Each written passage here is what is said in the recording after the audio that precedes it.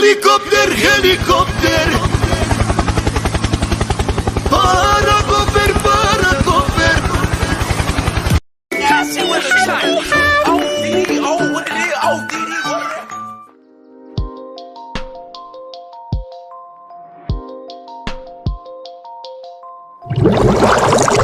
Pasti teman-teman sudah tidak asing lagi kan dengan kata kolaborasi. Jadi, kolaborasi sendiri merupakan upaya dalam menyatukan berbagai pihak, baik individu maupun organisasi, yang saling mendukung untuk mencapai tujuan bersama. Seperti yang kita tahu juga, kolaborasi digunakan di berbagai bidang, dan mereka yang terlibat dalam kolaborasi ini memiliki tujuan yang sama. Nah, kolaborasi memiliki berbagai konsep, salah satunya adalah kolaborasi pentahelix. Kolaborasi pentahelix merupakan kolaborasi yang melibatkan 5 elemen saling sinergis dan mendukung satu sama lain. Kolaborasi ini didasarkan oleh 5 elemen pangku kepentingan, yaitu akademisi, komunitas, bisnis atau pelaku usaha, pemerintah, dan juga media. Di Indonesia sendiri, kolaborasi pentahelix telah dilakukan di berbagai program. Beberapa di antaranya adalah pada upaya penurunan angka stunting di Kota Bandung, upaya peningkatan pelayanan esensial kesehatan, dan pembudayaan gerakan masyarakat hidup sehat atau GERMAS. Kolaborasi pentahelix merupakan hasil dari perkembangan konsep sebelumnya, yang mana konsep menjadi awal perkembangan ini adalah triple helix. Konsep triple helix dikemukakan oleh Edskowitz dan Leidesdorf pada tahun 1995 yang menyatakan bahwa elemen yang berperan dalam kolaborasi adalah pemerintah, bisnis, dan akademisi. Selanjutnya, konsep quadruple helix menurut Leidesdorf pada tahun 2012 merupakan penyempurnaan dari konsep triple helix. Pada konsep quadruple helix, elemen yang berperan adalah pemerintah, bisnis, akademisi, dan lembaga masyarakat. Konsep pentahelix kemudian muncul sebagai hasil dari perkembangan quadruple helix. Konsep pentahelix memuat media massa sebagai bagian dari proses produksi, pengetahuan, dan inovasi. Peran dari media sendiri sangat signifikan dalam perkembangan program dan promosi. Nah, balik lagi, tadi sempat disebutkan kalau kolaborasi pentahelix mencakup 5 elemen, yaitu akademisi, komunitas, bisnis atau pelaku usaha, pemerintah, dan media. Pertama adalah akademisi. Akademisi berperan sebagai konseptor. Elemen ini menjadi sumber pengetahuan dengan melakukan kajian dan riset berupa teori, konsep, serta model yang relevan untuk mencapai tujuan. Nah, dari hasil kajian dan riset ini dapat menjadi dasar dalam membuat keputusan atau mencarian solusi. Kedua adalah komunitas. Komunitas merupakan kumpulan orang yang memiliki minat atau ketertarikan yang sesuai dan mendukung program yang akan dijalankan. Elemen ini terdiri dari lembaga swadaya masyarakat yang juga memiliki peran sebagai akselerator. Komunitas juga berperan sebagai penghubung antara pemangku kebijakan dengan masyarakat serta mempromosikan program kejaringannya. 3 adalah bisnis. Bisnis berperan sebagai enabler, yaitu membantu dalam menjalankan program yang direncanakan. Elemen ini merupakan proses yang dapat meningkatkan produktivitas dalam mengembangkan dan memasarkan program. Elemen ini dapat mempertahankan keberlanjutan serta meningkatkan nilai tambah program. Keempat, pemerintah memiliki peran sebagai regulator, controller, serta koordinator seluruh pemangku kepentingan yang memiliki kontribusi dalam program. Pemerintah sebagai regulator memiliki peraturan dan mampu membuat peraturan yang mendukung keberlangsungan program yang dilaksanakan. Pemerintah sebagai controller berfungsi untuk melakukan pengawasan saat program berjalan dan menjaga keberlanjutannya. Terakhir, media. Media memiliki peran sebagai expander. Dalam hal ini, media memiliki peran dalam menyebarluaskan program ke masyarakat dengan branding dan promosi.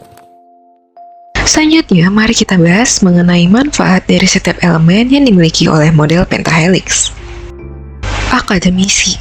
Institusi pendidikan bertanggung jawab untuk menghasilkan tenaga kesehatan yang profesional dan terampil dalam melakukan penelitian serta mempromosikan program yang inovatif di sektor kesehatan. Institusi yang mampu menghasilkan SDM berkualitas akan memiliki kontribusi yang besar terhadap pengembangan sumber daya manusia serta sektor kesehatan berbasis pengetahuan secara keseluruhan. Kedua, komunitas. Baik dalam bentuk organisasi, LSM, dan lain sebagainya, komunitas berperan penting dalam mengatasi permasalahan sosial dan lingkungan, mendorong transparansi, serta mengadvokasi perubahan kebijakan di sektor kesehatan. Ketiga, bisnis. Pengusaha di sektor kesehatan mampu menciptakan bisnis baru, mempekerjakan orang, dan berkontribusi terhadap pembangunan sektor kesehatan secara keseluruhan. Nah, mereka akan terlibat dalam kerjasama lintas stakeholder untuk mengelola potensi bisnis suatu komunitas secara sistematis dan berkelanjutan, serta menerapkan strategi pemasaran yang tepat. Keempat, pemerintah. Pemerintah memainkan peran penting dalam menetapkan kebijakan, peraturan, dan mendanai proyek-proyek yang berhubungan dengan kesehatan. Nah, hal ini berkontribusi terhadap stabilitas serta pertumbuhan sektor kesehatan yang juga akan mensejahterakan masyarakat. Kelima, yakni media. Penggunaan media mampu memecahkan permasalahan yang berhubungan dengan kesehatan, seperti peningkatan kualitas kesehatan di berbagai daerah melalui kerjasama dengan mitra lintas sektor. Selain itu, perkembangan teknologi akan mempermudah penyebaran informasi serta isu kesehatan secara menyeluruh dengan jangkauan yang sangat luas. Setelah membahas manfaat dari kelima elemen, bagaimana kalau kita lanjutkan ke dalam kelebihan yang diberikan oleh model pentahelix ini? Yang pertama, kolaborasi. Adanya kolaborasi antar stakeholder seperti pemerintah, lembaga pendidikan, pengusaha, organisasi non-pemerintah, serta media akan mempermudah pemecahan masalah dan menciptakan gagasan inovatif di sektor kesehatan. Kedua, inovasi. Model pentahelix mendorong penemuan inovasi yang menyatukan berbagai perspektif serta latar belakang masing-masing masyarakat. Hal ini dapat mengarah pada pengembangan teknologi, layanan, serta model bisnis layanan kesehatan masyarakat yang terbaru. Ketiga, keberlanjutan.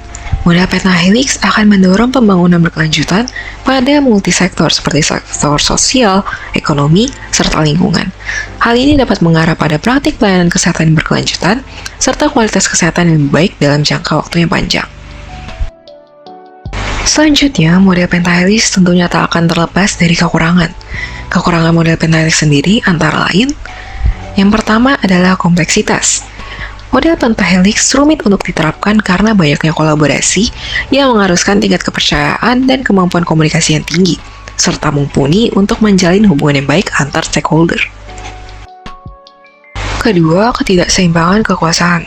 Model ini dapat dipengaruhi oleh ketidakseimbangan kekuasaan di antara beberapa stakeholder yang mampu menyebabkan konflik serta tantangan dalam pengambilan keputusan serta penyelesaian masalah. Terakhir, sumber daya yang besar. Karena terdapat 5 elemen utama dalam model pentahelix, tidak terlepas kemungkinan bahwa akan diperlukan sumber daya yang besar dalam penerapannya, seperti dana, waktu, dan keterampilan yang tidak mungkin diperoleh dan tersedia dalam waktu yang dekat.